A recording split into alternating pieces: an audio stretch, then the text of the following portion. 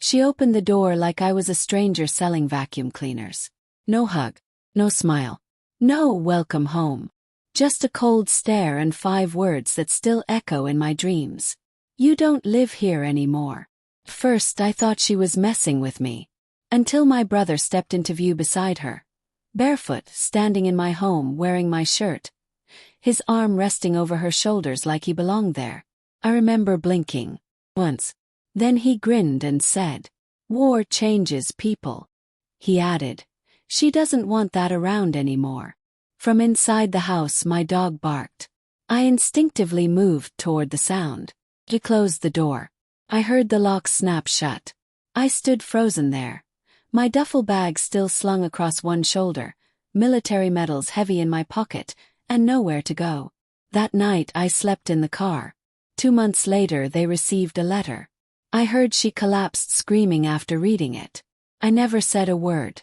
Before I left, I built that house from the ground up. She picked the kitchen tiles. I installed every single one while she sat nearby, flipping through baby name books, reading them aloud like lullabies for the future.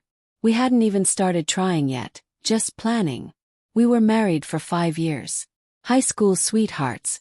The kind people believed would go the distance. I believed them. I believed her. My brother Aaron had always been different. Magnetic, manipulative, always skimming the edges of what was right. As kids, he'd steal my toys and convince our parents I'd broken them. Later, he did the same with girlfriends.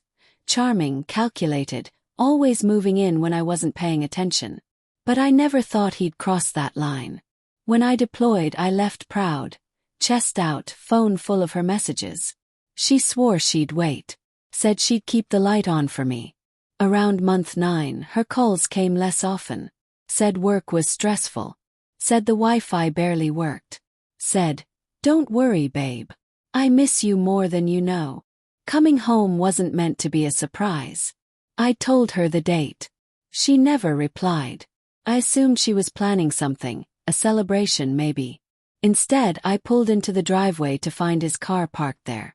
My garage code had been changed. The spare key. And when she said those 5 words at the door, I saw it in her eyes. Not guilt. Not sorrow. Just mild annoyance. Like I was a mistake from the past who hadn't taken the hint. Later that week I parked across the street and watched. He walked the dog I had trained. She handed him coffee, in my favorite mug. They laughed in the backyard, beneath string lights I had hung the summer before I left. They buried me. No casket needed. I didn't shout. Didn't cry. I just disappeared. A man who has nothing left doesn't waste breath. I lived in my car. Showered at truck stops. Picked up temp work nearby using a fake name just to stay close. I became invisible, but I watched. She hadn't filed for divorce. So I started digging. I pulled credit reports. Checked property documents. Accessed accounts she forgot I could still log into. She'd forged my signature twice. Once for a home equity loan. Once to give him power of attorney. The house was in both our names. But they'd refinanced together. Fraud. I documented everything. Screenshots. Even audio. I recorded an argument between them when they thought I was either dead or overseas.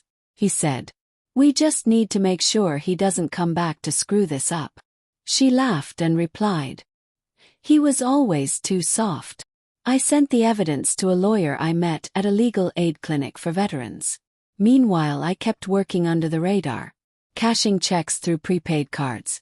Stacking money. Waiting. Then I filed the lawsuit. Not just for fraud. For emotional distress, identity theft, illegal occupancy, and damages. I timed it perfectly. Filed the paperwork on the day of their engagement party. They were throwing it at my house. I never got an invitation. But the process server did. Right in the middle of the toast. He handed over the envelope. Guests clapped at first, thinking it was part of the celebration, until she opened it. Her face drained white. Aaron snatched it from her, read a few lines, and exploded in front of everyone. He shouted something about betrayal, rage spilling out. He said he wouldn't come back. I watched from the sidewalk. No one noticed me in the crowd. By the end of the week, a judge froze the property. They couldn't rent it, sell it, or legally stay in it. Not until trial. I called. I let it go to voicemail. Her voice cracked with sobs. Said she made a mistake. Said he manipulated her. Said she was lost. I saved the voicemail for court. 3 weeks later, the judge ruled in my favor. She was guilty of fraud. Aaron had zero legal claim to anything. They had 60 days to vacate. I didn't show up when they moved out. But I did send the dog. He'd been staying with a friend, safe and loved. When my lawyer walked him up the driveway, leash in hand, the dog trotted through the gate like he owned it.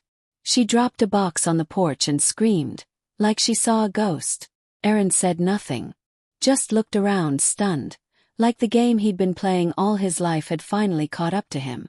I still don't say much. Don't have to. Some wounds speak louder than any words. They thought war would change me. Did. But not how they feared. It made me deliberate, strategic, dangerous with details. They stole my home, my wife, my dog. I took everything else. Now I sleep soundly. At night, when the house is still, I sit on the porch, coffee in hand, my dog resting at my feet, and I listen to the quiet they left behind. Sometimes justice doesn't knock. Sometimes it walks right through the front door.